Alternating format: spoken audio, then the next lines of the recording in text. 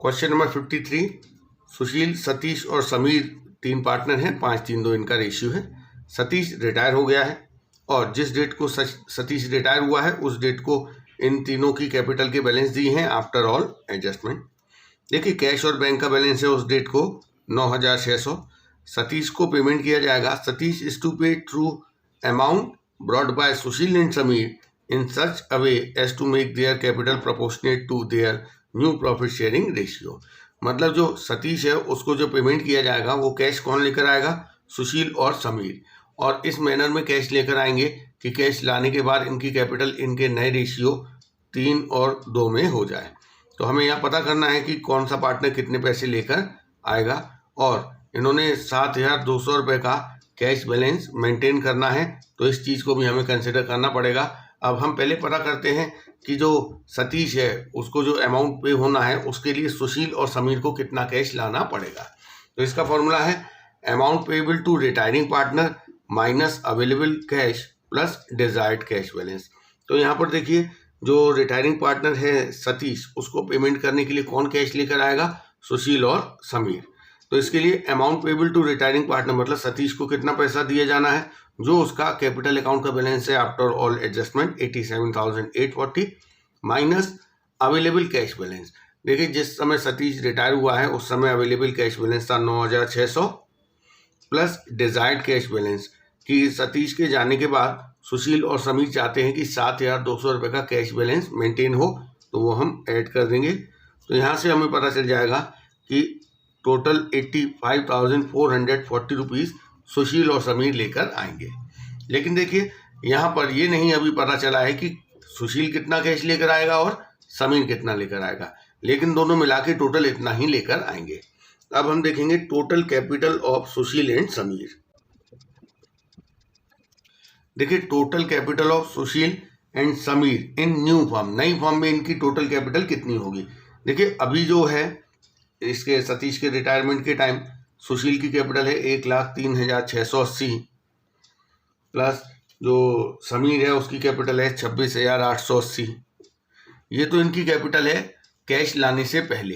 ये दोनों मिलके 85,440 और कैश लेकर आए हैं जिससे कि इनकी कैपिटल इंक्रीज हो जाएगी। तो टोटल जो नई फॉर्म है उसकी कैपिटल हो जाएगी 2,16,000 रुपये। अब ये जो नई फॉर्म की टोटल कैपिटल है वो सुशील और समीर में इनके न्यू रेशियो 3 और 2 में होनी चाहिए। सुशील और समीर का नया रेशियो है 3 और 2। यहाँ से हम पता कर सकते हैं कि सुशील की कैपिटल कितनी होगी और समीर की कैपिटल कितनी होगी। देखिए पूरी फॉर्म की कैपिटल 2,16,000 होगी, जिसमें से सुशील की कैपिटल होनी चाहिए 3/5 मतलब 1,29,600 रुपये इसकी कैपिटल होगी नई फर्म में। और जो समीर है उसकी कैपिटल टोटल कैपिटल का 2/5 मतलब 86,400। अब सुशील अपनी कैपिटल को 1,29,600 करेगा। इसके लिए उसे कैश लाना पड़ेगा क्योंकि कैश लाने से पहले इसकी कैपिटल थी 1,03,680 रुपये। तो अब हम देखेंगे कि इसे कितना कैश लाना पड़ेगा। देखिए सुशील को अपनी कैपिटल करनी है 1,29,600 और पहले इसकी कैपिटल थी 1,03,680। तो इसको कैश लाना पड़ेगा 25,920 रुपये। और जो समीर है उसको कैपिटल अपनी करनी है 86,400, जबकि कैश लाने से पहले उसकी कैपिटल थी 26,880 रुपीज़। तो अब इसको कैश लाना पड़ेगा 59,520 रुपीज़। तो ये हो गया हमारा क्वेश्चन नंबर 53। अब हम करेंगे question number 54। Suraj, Pawan and Kamal partners हैं, इनका रेशियो है 3-2-1। इनकी बैलेंस शीट दी है। यहाँ पर पवन रिटायर हो गया है और उसके रिटायरमेंट पर हमें ये सारे एडजस्टमेंट करने हैं। सबसे पहले पीबीडी को इंक्रीज करना है 1,000 से, ये रिवैल्यूएशन के डीआर में होगा, ये लॉस है हमारा। स्टॉक ऑफ फर्नीचर को रिड्यूस करना है, एसेट रिड्यूस होगी, नुकसान है, रिवैल्यूएशन में डीआर होगा। इसके अलावा एक आउटस्टैंडिंग क्लेम के लिए 1,100 रुपये प्रोवाइड करने हैं जो कि हमारी लायबिलिटी इंक्रीज हो गई, इसे हम रिवैल्यूएशन में डीआर करेंगे। और जब नई बैलेंस शीट बनाएंगे तो उसमें ये बैलेंस शीट के लायबिलिटी साइड में शो होगा। Creditors will be return back by 6,000 मतलब क्रेडिटर्स को 6,000 रुपये से कम कर देना है, लायबिलिटी कम होगी, ये हमारा गेन है, रिवैल्यूएशन में सीआर होगा। फर्म की गुडविल का वैल्यूएशन 22,000 रुपये पर किया गया है। जो रिटायरिंग पार्टनर होगा उसे उसका हिस्सा दिया जाएगा इसमें से। देखिए पवन जो कि रिटायरिंग पार्टनर है, paid in full with cash brought in by Suraj and Kamal in such a manner that their capital are in proportion to their profit sharing ratio and cash in hand remains at 10,000। मतलब पवन को full payment cash में किया जाएगा और जो cash कम पड़ेगा वो कौन लेकर आएगा, सूरज और कमल। और इस तरीके से वो लेकर आएंगे कि कैश लाने के बाद इनकी जो कैपिटल है वो इनके प्रॉफिट शेयरिंग रेशियो में हो जाए और 10,000 रुपये का कैश बैलेंस मेंटेन हो। अब यहाँ पर हमें रिवैल्यूएशन अकाउंट, पीसीए और बैलेंस शीट बनानी है। तो देखिए सबसे पहले गेनिंग और न्यू रेशियो कैलकुलेट किया जाता है। ये देखिए ये वो सारे स्टेप हैं जो हम करेंगे। सबसे पहले गेनिंग और न्यू रेशियो कैलकुलेट करते हैं। तो देखिए यहाँ पर सूरज, पवन और कमल ये 3 पार्टनर हैं। इनका रेशियो दिया है 3, 2 और 1। देखिए यहाँ पर पवन रिटायर हो गया है। पवन के रिटायरमेंट के बाद नए रेशियो की कोई इन्फॉर्मेशन नहीं है, ना ही ये इन्फॉर्मेशन है कि पवन के हिस्से को सूरज और कमल ने कैसे एक्वायर किया। उस कंडीशन में न्यू रेशियो और गेनिंग रेशियो वही होता है जो कि रिमेनिंग पार्टनर्स का ओल्ड रेशियो होता है। तो सूरज और कमल का आप देखिए ओल्ड रेशियो क्या है, 3 और 1। यही इनका न्यू रेशियो होगा और यही इनका गेनिंग रेशियो होगा। तो ये हमारा पहला स्टेप है। इसके बाद हम करते हैं गुडविल का एडजस्टमेंट, जिसमें पहले एग्जिस्टिंग गुडविल को राइट ऑफ किया जाता है और फिर जो रिटायरिंग पार्टनर है उसके हिस्से की उसे गुडविल देते हैं। यहाँ पर बैलेंस शीट के एसेट साइड में गुडविल दिखाई दे रही है 10,000 रुपये।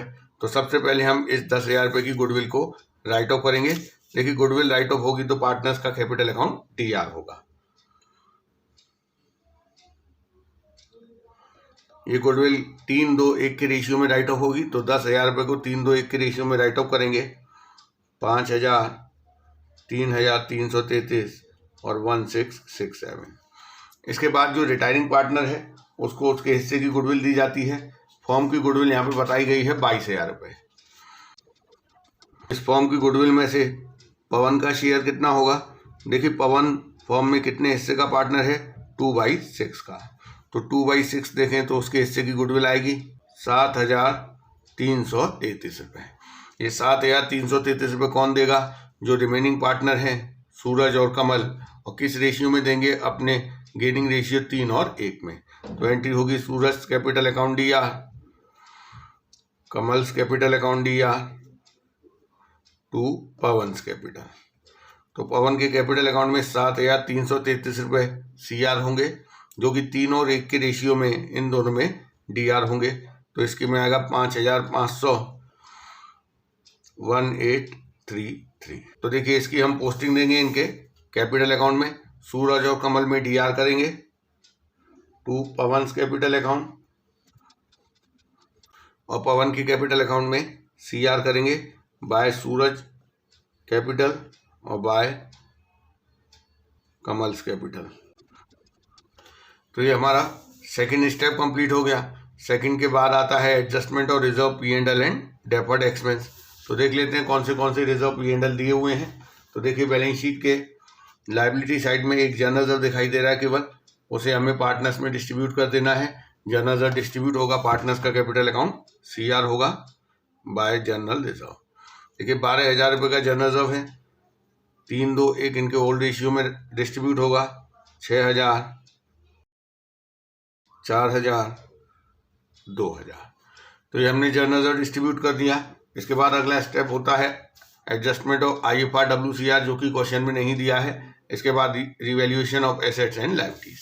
तो जो भी रिवैल्यूएशन हुए हैं उन्हें हम सीधे रिवैल्यूएशन अकाउंट में DRCR करते जाएंगे। सबसे पहले PBD को इंक्रीज करना है 1,000 रुपये से। देखिए PBD बढ़ाएंगे ये नुकसान होगा, ये रिवैल्यूएशन अकाउंट के DR में आएगा। तो 2 PBD के नाम से आएगा 1,000 रुपये। इसके बाद देखिए स्टॉक और फर्नीचर को रिड्यूस करना है, ये भी नुकसान है, रिवैल्यूएशन में DR होगा। To stock to furniture. देखिए स्टॉक को कितना रिड्यूस करना है, 10%। स्टॉक की बुक वैल्यू है 18,000, 18,000 का 10% हो गया 1,800। फर्नीचर को 5%, 30,000 का फर्नीचर है, 5% निकालेंगे 1,500 रुपये आएगा। इसके बाद एक क्लेम है डैमेजेस के लिए 1,100 रुपये का, जो कि हमें लायबिलिटी है प्रोवाइड करनी पड़ेगी, ये नुकसान है, रिवैल्यूएशन में डीआर होगा। देखिए ये जो हम प्रोविजन फॉर क्लेम यहाँ दिखा रहे हैं, प्रोवाइड कर रहे हैं, ये नई बैलेंस शीट के लायबिलिटी साइड में शो होगा। इसके बाद क्रेडिटर्स को राइट बैक कर देना है 6,000 रुपये से, इसका मतलब क्रेडिटर्स को कम करना है। लायबिलिटी कम होगी, ये गेन है, रिवैल्यूएशन अकाउंट में सीआर होगा, और जब हम बैलेंस शीट में क्रेडिटर्स दिखाएंगे तो 6,000 कम करके दिखाएंगे। तो ये पूरा रिवैल्यूएशन की बातें हो गई। अब हम रिवैल्यूएशन का बैलेंस निकालेंगे। तो देखिए रिवैल्यूएशन में क्रेडिट साइड का टोटल 6,000 है और डेबिट का 5,400 है। तो जो डिफरेंस है क्रेडिट बैलेंस है वो गेन है, इसे हम पार्टनर्स में डिस्ट्रीब्यूट कर देंगे। तो सूरज, पवन और कमल में डिस्ट्रीब्यूट होगा, उनके ओल्ड प्रॉफिट शेयरिंग रेशियो 3-2-1 में, तो 300, 200 और 100। तो ये हमारा रिवैल्यूएशन अकाउंट कंप्लीट हो गया। अब देखिए जो रिवैल्यूएशन से गेन आया है वो पार्टनर्स कैपिटल अकाउंट में क्रेडिट में ट्रांसफर होगा। तो हमारा पीसीए भी कंप्लीट हो गया है। अब पीसीए की हम बैलेंसिंग करेंगे। पहले हम पता करेंगे कि जो रिटायरिंग पार्टनर है पवन, उसका टोटल अमाउंट पेबल कितना है। तो इसके लिए क्रेडिट का टोटल करके डेबिट माइनस कर देंगे, तो इसका आ रहा है 48,200। लेकिन हम अभी इसका पेमेंट नहीं करेंगे, इसे हम बैलेंस के नाम से ही लिखेंगे, क्योंकि पेमेंट के लिए सूरज और कमल को कैश लाना है, और कैश ये दोनों कितना कितना लेकर आएंगे इसके लिए हमें पता होना चाहिए कि आफ्टर ऑल एडजस्टमेंट सूरज और कमल की कैपिटल कितनी है। तो पहले हम तीनों का ही बैलेंस निकाल देते हैं, उसके बाद हम दोबारा से कैलकुलेशन करेंगे कि कौन कितना कैश लेकर आएगा।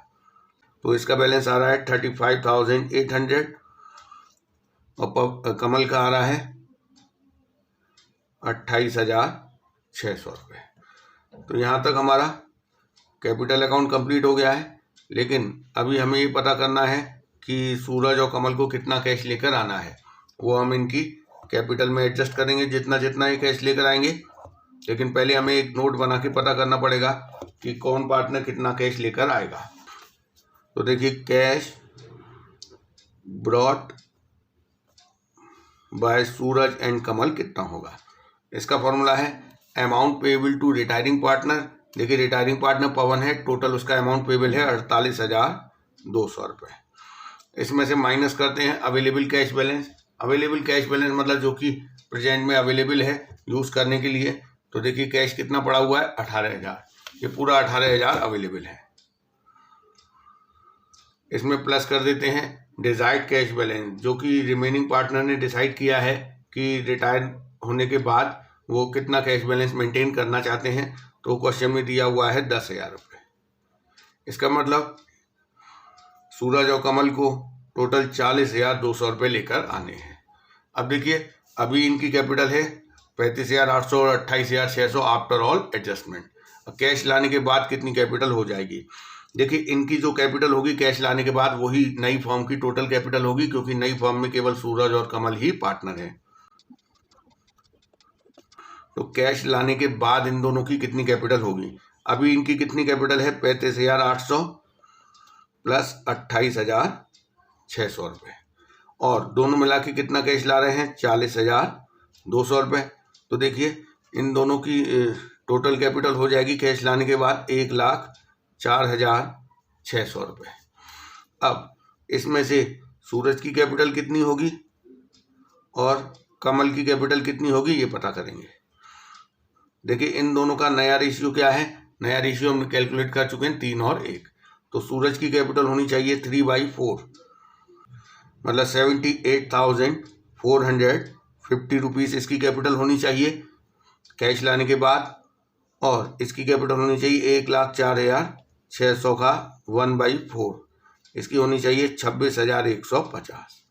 अब हम देखेंगे कि कौन सा पार्टनर कितना कैश लेकर आएगा या लेकर जाएगा, क्योंकि अगर जो adjusted capital in new form है वो अगर कम है और अभी की कैपिटल ज़्यादा है तो पार्टनर जो है वो कैश निकाल के ले जाता है। जैसे आप देखिए यहाँ पर सूरज की कैपिटल कितनी होनी चाहिए 78,450, जबकि है कितनी 35,800। तो इसको तो कैश लाना पड़ेगा। कैश ब्रॉट बाय सूरज, इसको अपनी कैपिटल करनी है 78,450, और अभी इसकी आफ्टर ऑल एडजस्टमेंट कैपिटल कितनी है 35,800। तो इसका मतलब इसको कैश लाना पड़ेगा 42,650 रुपीज़ इसको लाने पड़ेंगे। अब बात करते हैं हम कमल की। कमल की कैपिटल नई फॉर्म में होगी 26,150। अभी उसकी कैपिटल 28,600 है, मतलब ज़्यादा है। इसका मतलब ये कैश विड्रॉ करेगा।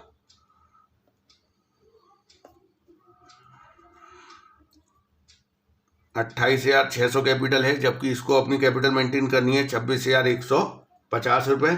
इसका मतलब ये 2,450 रुपये निकाल के ले जाएगा। तो हमें ये पता चल गया कि कौन कितना कैश लेकर आएगा या निकाल के ले जाएगा। अब हम कैपिटल अकाउंट को कंप्लीट करते हैं। सबसे पहले ये जो बैलेंस है ये हम यहाँ पे ब्रॉट डाउन कर लेंगे।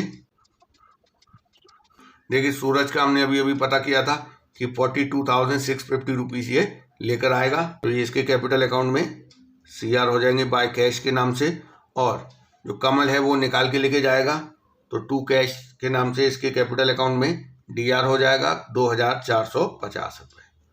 अब देखिए जितना कैश जरूरत थी उतना कैश फॉर्म में आ चुका है। अब हम रिटायरिंग पार्टनर का पेमेंट कर देते हैं टू कैश करके। जो रिटायरिंग पार्टनर है पवन, उसका पेमेंट होना है 48,200। और जो दोनों बाकी पार्टनर बचे हैं उनकी कैपिटल का बैलेंस निकालेंगे। अब इनकी कैपिटल अपने आप इनके प्रॉफिट शेयरिंग रेशियो में आ जाएगी, क्योंकि उसी हिसाब से ये कैश लेकर आए हैं या लेकर गए हैं। इसकी आ रही है 78,450। इसकी आ रही है 26,150। तो हमारा PCA कंप्लीट हो गया। अब हम बैलेंस शीट पे आ जाएंगे। तो बैलेंस शीट में देखिए जिन जिन एसेट लायबिलिटीज का रिवैल्यूएशन किया है उन्हें कंसिडर करते हुए नई बैलेंस शीट बनाएंगे। तो देखिए पुरानी बैलेंस शीट में पहले हम लायबिलिटी साइड देख लेते हैं। क्रेडिटर्स हैं 46,000 के, लेकिन इसमें से 6,000 रुपये क्रेडिटर्स कम कर दिए जाएंगे, उन्हें हमने राइट बैक कर दिया था। जर्नल डिस्ट्रीब्यूट हो चुका है, नहीं आएगा। कैपिटल केवल सूरज और कमल की आएगी। तो पहले ऐसे कर लेते हैं। क्रेडिटर्स 46,000 के हैं, जिसमें से 6,000 के क्रेडिटर्स हम कम कर देंगे। तो अब क्रेडिटर्स रह गए 40,000 रुपये के। इसके बाद जर्नल नहीं आएगा। कैपिटल की बात करते हैं। कैपिटल केवल सूरज और कमल की आएगी, जो कि हमने अभी आफ्टर ऑल एडजस्टमेंट और कैश लाने के बाद ये जो निकल के आई है 78,450 और 26,150। टोटल आएगा 1,04,600 रुपये। इसके अलावा लायबिलिटी साइड में देखिए हमने एक क्लेम के लिए 1,100 रुपये प्रोवाइड किए थे, provision for claim for damages. उसको हम बैलेंस शीट के लायबिलिटी साइड में लिखेंगे। अब हम बैलेंस शीट के एसेट साइड की बात करेंगे। देखिए एसेट साइड में सबसे पहले कैश है। कैश देखिए 18,000 नहीं आएगा, अब कैश आएगा 10,000, क्योंकि कैश का बैलेंस 10,000 मेंटेन किया गया है। तो हम देख लेते हैं कैसे आएगा 10,000। अभी कैश का बैलेंस है 18,000 रुपये। अब आप देखिए यहाँ पर एक पार्टनर जो सूरज है वो 42,650 रुपये लेकर आया है, ये हम कैश में ऐड कर देंगे। और जो रिटायरिंग पार्टनर है उसको 48,200 रुपये दे दिए गए, ये माइनस हो जाएगा। और जो कमल है उसने 2,450 रुपये निकाल लिए थे, क्योंकि उसकी कैपिटल ज़्यादा थी। तो इनको एडजस्ट करने के बाद कैश का बैलेंस 10,000 ही आएगा। इसके बाद हम और एसेट्स की बात करेंगे।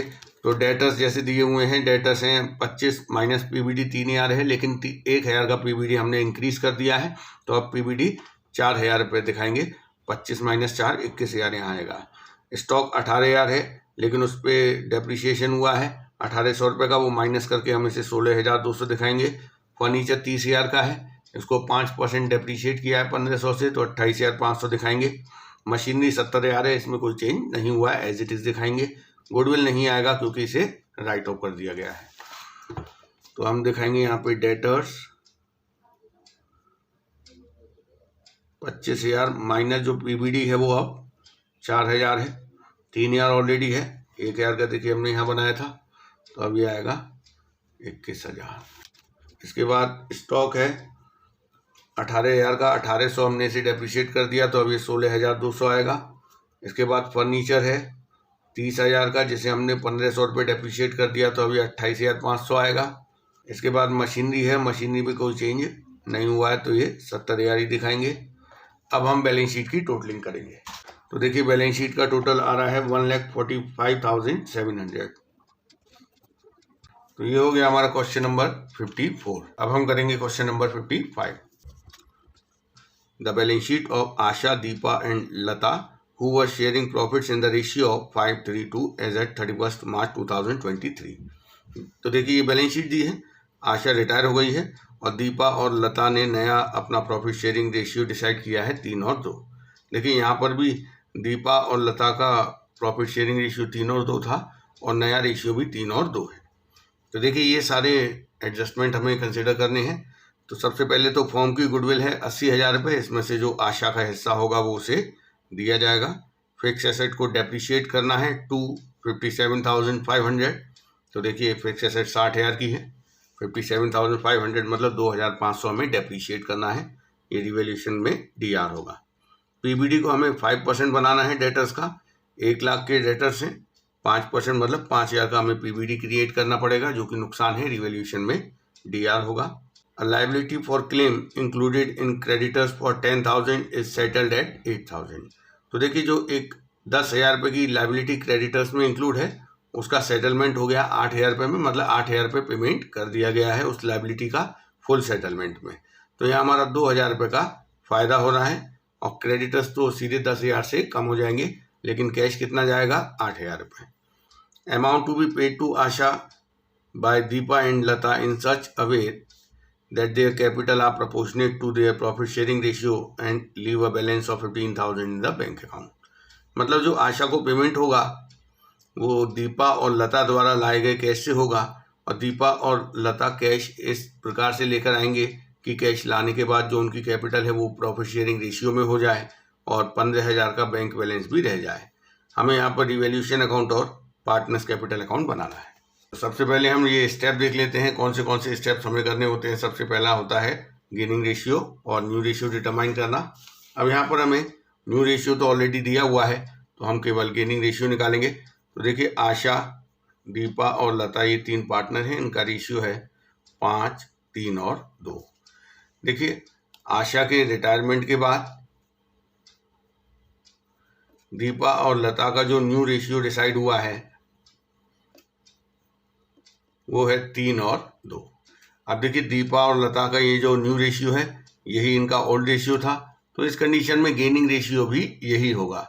फिर भी हम ओल्ड और न्यू का कंपैरिजन करके गेनिंग रेशियो पता करते हैं। तो देखिए कंपैरिजन के लिए इसका सम ऑफ द रेशियो 10 है, इसका भी 10 करना पड़ेगा, क्योंकि कंपैरिजन तभी पॉसिबल है जब दोनों रेशियोज का सम ऑफ द रेशियो सेम हो। तो हम इसमें 2 का मल्टीप्लाई कर देंगे। अब देखिए आशा, दीपा और लता का ओल्ड रेशियो, दीपा और लता का नया रेशियो लिख देते हैं। ओल्ड तो एज इट इज रहेगा 5, 3, 2, न्यू में 2 का मल्टीप्लाई करेंगे तो ये हो जाएगा 6 और 4। तो अब देखिए ये 3 से 6 हो गया, इट मीन्स इसने 3/10 गेन किया है, और लता 2 से 4 मतलब इसने 2/10 गेन किया है। तो यहाँ से हम देखें गेनिंग रेशियो क्या आ रहा है 3 और 2, तो वही आएगा गेनिंग रेशियो। अब अगला स्टेप होता है एडजस्टमेंट ऑफ गुडविल। देखिए गुडविल के एडजस्टमेंट के लिए पहले हमें एग्जिस्टिंग गुडविल को राइट ऑफ करना पड़ेगा। अब हम बैलेंस शीट में देखें तो एग्जिस्टिंग गुडविल नहीं दी है एसेट साइड में, तो उसकी कोई एंट्री नहीं होगी। हाँ, जो रिटायरिंग पार्टनर है उसके हिस्से की गुडविल उसे दी जाएगी।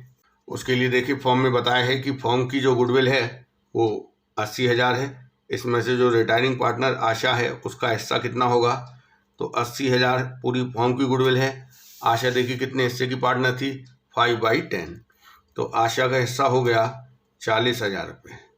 ये 40,000 आशा को कौन देगा, दीपा और लता। किस रेशियो में, अपने गेनिंग रेशियो में, जो कि हम ऑलरेडी कैलकुलेट कर चुके हैं 3 और 2।